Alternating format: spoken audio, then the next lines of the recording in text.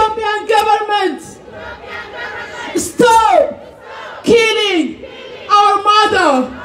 Ethiopian government, stop raping girls. Abiy is a killer. Abiy is a killer. Ethiopian government is a killer. Ethiopian government, stop killing Oromos. Oromoma is not a crime. We need justice. We need justice.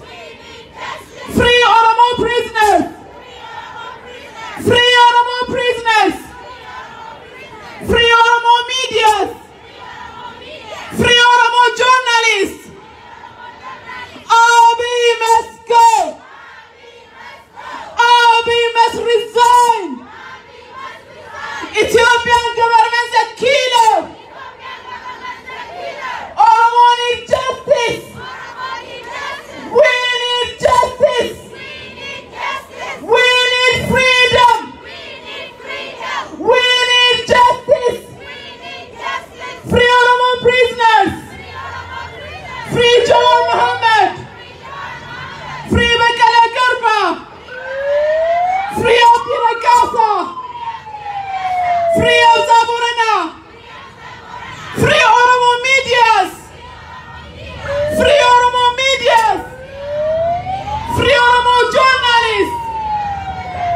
Free Oromo journalists. What do we need? What do we need?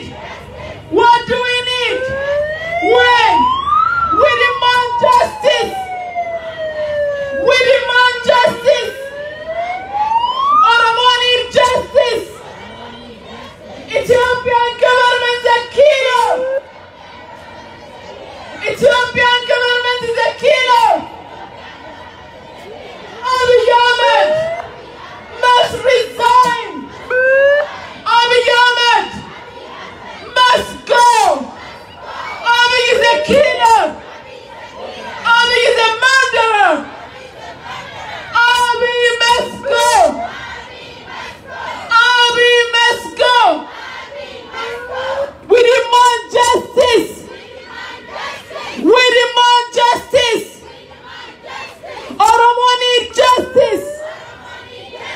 Oromia shall be free. Oromia shall be free. No peace in Ethiopia. There is no freedom in Ethiopia.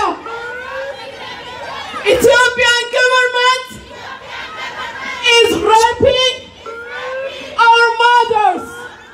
Ethiopian government is killing children.